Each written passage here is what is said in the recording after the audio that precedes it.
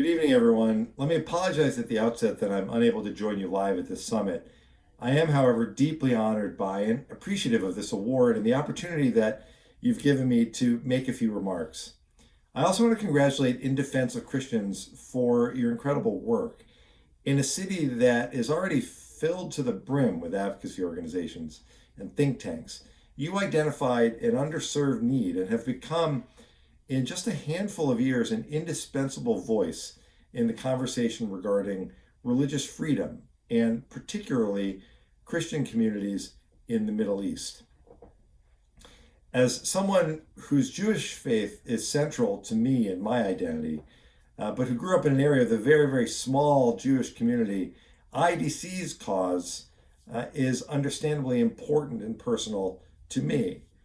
I'm also chairman of the House Foreign Affairs Subcommittee on the Middle East, North Africa, and Global Counterterrorism.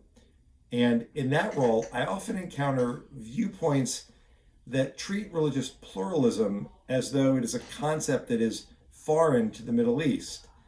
But what you know is that that's simply not true. Religious pluralism, like the constellation of Abrahamic traditions themselves, is genuinely native to the Middle East. What has happened is the large-scale manufacturing and manipulation of religious bigotry and intolerance as an instrument of power. Iran, for example, is a great orchestrator of religious intolerance in the region, using proxies across the Middle East to galvanize local populations against vulnerable communities in order to try to gain political advantage. Iran-backed militias in Iraq have obstructed the return of Christians and Yazidis to their native villages following their escape from genocide. In Yemen, Iran-backed Houthi forces drove out that country's tiny remaining Jewish population. And nowhere is Iran's maligned influence felt more acutely than in Lebanon, where Iran's proxy Hezbollah functions as an unaccountable shadow force that seeks to bend Lebanon into alignment with Iran's aspirations for regional domination, to the detriment of the Lebanese people's security, cultural heritage, and economic viability, as the ongoing collapse demonstrates. Lebanon's rapidly deteriorating crises are largely the consequence of the country's political gridlock, pervasive corruption of which Hezbollah is massively guilty, and the insidious effect of Hezbollah's ever-present threat to drag the country into civil war or regional war if it doesn't get its way. Resolving Lebanon's problems will require wholesale reform. It's going to need greater accountability and transparency and anti-corruption measures, none of which Hezbollah will entertain with any seriousness.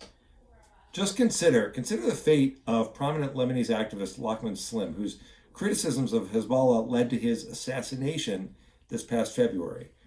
Or look at the threats against the life of Maronite patriarch Cardinal Rai after he recently had the courage to assert that an armed subnational group should not be allowed to unilaterally launch a war with neighboring countries.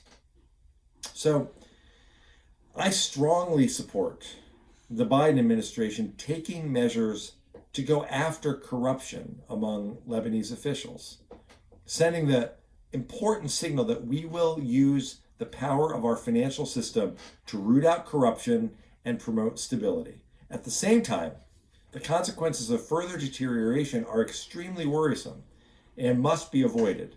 I'm particularly sensitive to the fact that a breakdown of the state would likely strengthen the influence of U.S. adversaries in Lebanon, including Iran and Syria and Hezbollah. So it is to that end that earlier this summer, I called on the administration to ramp up our already strong support for the Lebanese Armed Forces, which remains a vitally important counterweight to Hezbollah. And I'm pleased that the administration has done so. The Lebanese Armed Forces have earned our continued support as they struggle to protect Lebanese sovereignty during this acute economic crisis. Allow me to conclude, if I may, by noting that Lebanon demonstrates how our support for religious freedom abroad is intertwined with our broader national security objectives. This is also the intersection of IDC's work, and it will be a significant focus of my attention moving forward as the chairman of the Middle East Subcommittee. I'm grateful for the opportunity to spend some time with you tonight. I thank you for this honor. I so look forward to working together on these issues in the years ahead. Thank you, and enjoy the rest of the evening.